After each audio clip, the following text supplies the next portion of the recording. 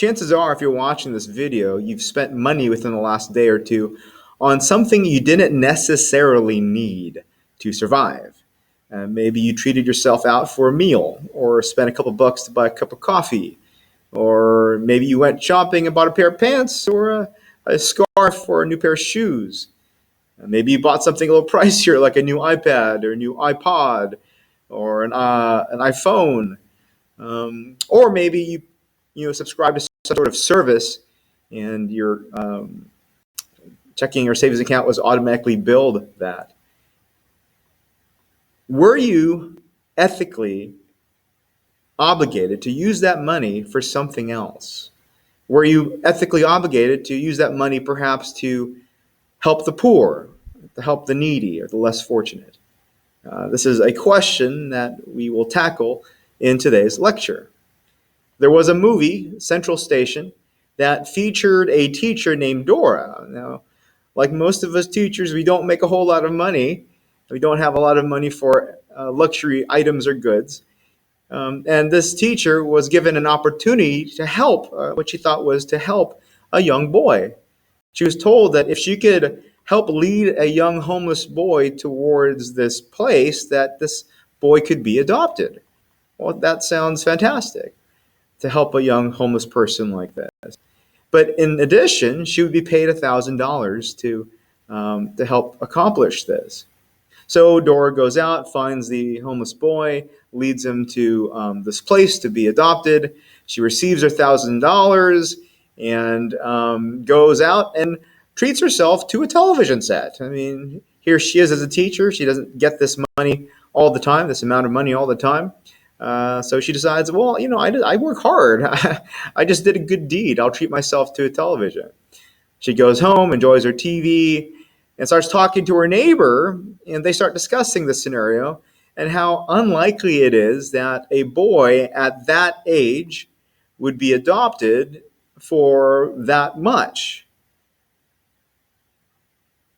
Dora eventually realizes that the boy wasn't sent to a place to be adopted. The boy was actually sent to a place where his organs would be harvested.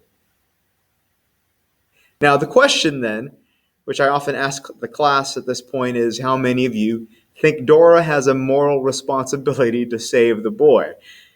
Right? That she should sell back her TV, get the $1,000, go back to this place, and try to get the boy back. For the most part, students in class would raise their hand. All right? Yes, Dora should go back. If Dora says, you know what, I didn't know that this is going to happen to him. It wasn't as if I am killing the person, killing this boy. I'm a teacher. I deserve to keep my TV. Lots of students in class would think of her as a monster, right? No, it's obvious. It's obvious that she should go back and try to save the boy.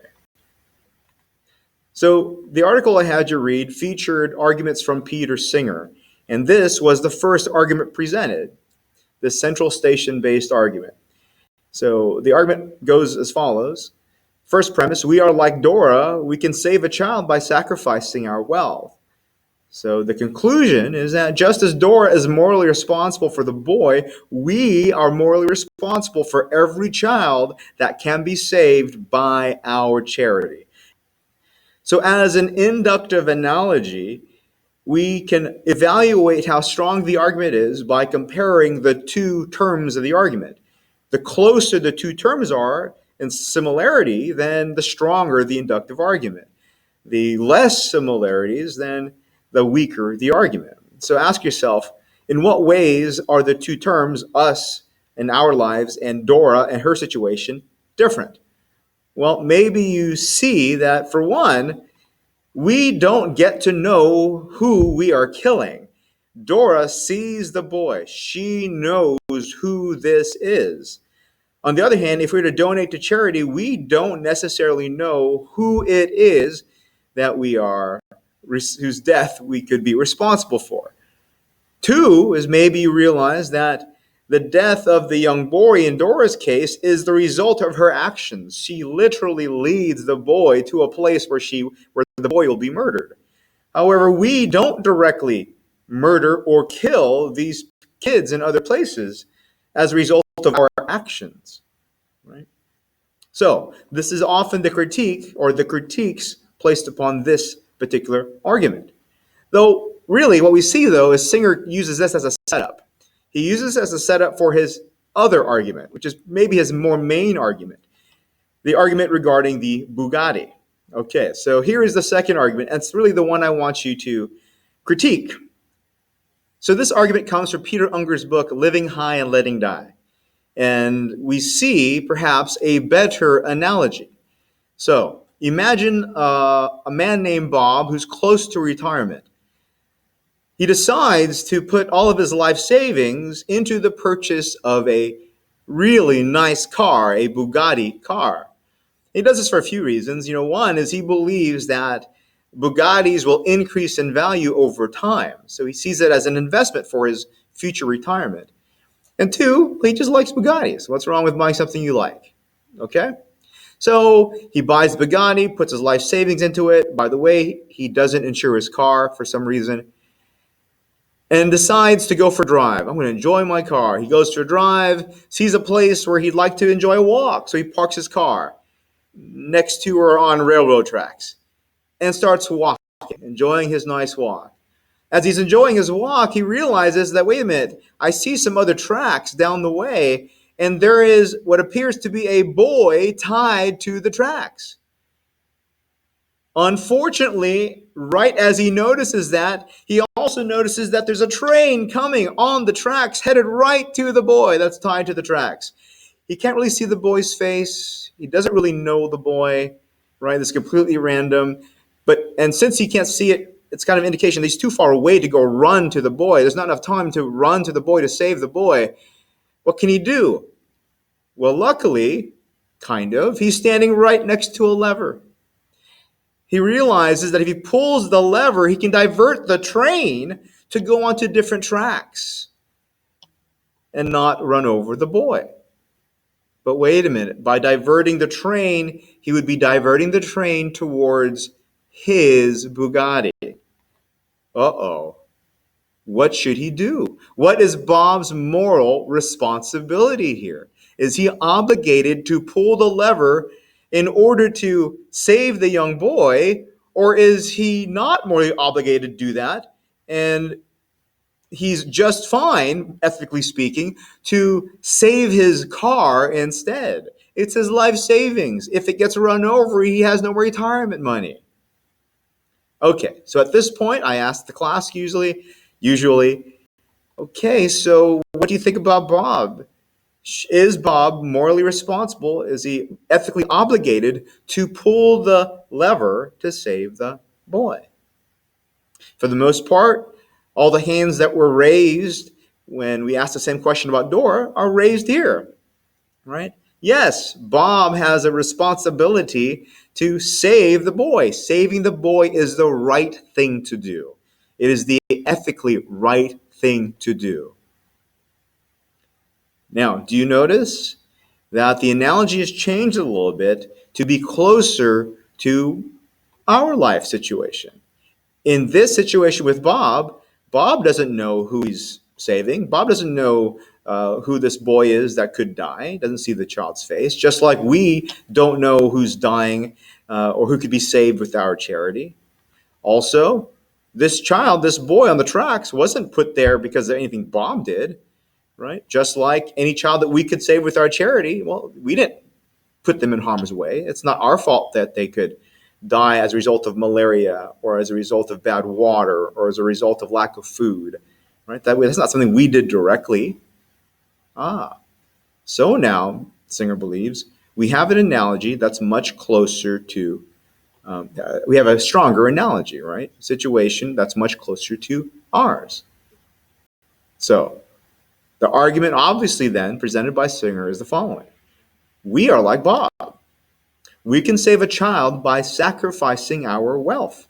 Just as Bob is morally obligated to pull the lever to save the child, we are obligated to sacrifice our wealth to save the child. How would you critique this argument?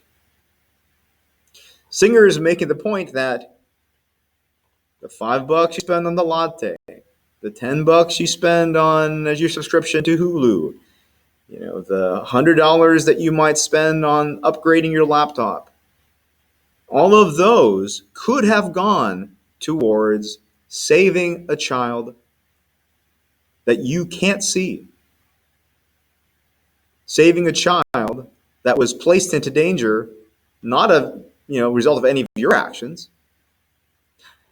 If we think Bob is ethically obligated to pull the lever to save the boy, then aren't we ethically obligated to choose not to spend our excess wealth on things that we don't need to live, but instead to use that to help save others who could be saved with our excess wealth? Okay, so how would you critique the argument? Again, it's an analogy, so you'd question the similarities between the terms. So within the article, we saw some common critique, right? One is that Bob's actions have certain consequences, while our donations have uncertain consequences. So you'll hear people talk about, well, you know what? If I donate, I don't know where that's going. I'm not too sure if that's going to save a life. So it's better off if I choose to do something with my money directly, right? Well, we see Singer bring this up, and he notes that Unger had done some research on this. And based upon different sources, he came to the conclusion that it costs $200 to finance survival of impoverished 2-year-olds for 4 years, which is like a really important period of time in the kid's life.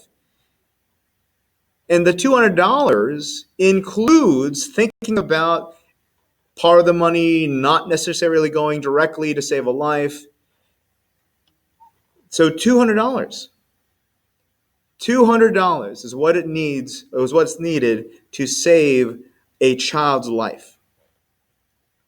And to make it even very, very practical, giving us the lever, Singer gives us contact information for UNICEF and Oxfam and says, look, now the choice is yours. I've given you the lever.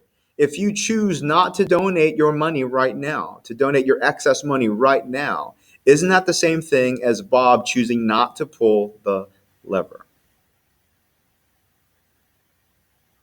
Second similarity, or dissimilarity. Bob is the only one here who could save the child, while there are several people in the world besides ourselves who can save children, right? There's Bob, he's it. There's nobody else around. But in the world, there's more than just me, right? There's lots of people that could save the child. So why should it be me? Hopefully you realize here that there is a fallacy within that sort of logic. And we see this pointed out by Singer, right? Just because everybody else is deciding not to do the right thing does not mean you should not do the right thing. Right? To believe that you are justified in not pulling the lever because nobody else does it, well, that's a fallacy, right? That's a fallacy. Is there any other dissimilarities? Well, sure. Bob only faces the scenario once. There he is, train tracks, lever, pulls it, done, right? Walks away, works some more, whatever. But us, there is not a singular situation here where we pull the lever and donate money. This is something we're continually facing, right? We are continually, under this sort of argument, we would be continually morally obligated to give all the time. Isn't that a big difference between us and Bob? Singer says, wait a minute, that's the wrong way to kind of look at the problem. It's not about how many times you're faced with the choice. It's about how much to give, really. That's really the issue, right? With Bob, we could go and ask various questions like, okay, so Bob, let's say he's not sacrificing his Bugatti. He's sacrificing a hair on his head. If it's between saving a boy and saving a hair in his head, should Bob sacrifice the hair in his head? Most of us would go, yes, give a hair on your head. Okay, let's move it up a notch. Bob, if it's between saving the boy and saving a toenail, is Bob morally responsible for saving the boy? You'd say, yeah, Bob is still more responsible for saving the boy. If Bob were to be told, hey, look, you have to, if you pull the lever, you can save the boy, but then you lose your pinky. Is Bob morally obligated to save the boy?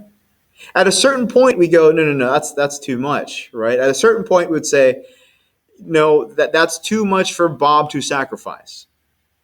The Singer says that's really the comparison here. It's not about how many times we choose to give. That's not the problem. The real question for us is how much are we supposed to give? How much of our wealth? So, says Singer, just like with Bob, there should be a point where we go, no, that's too much, right?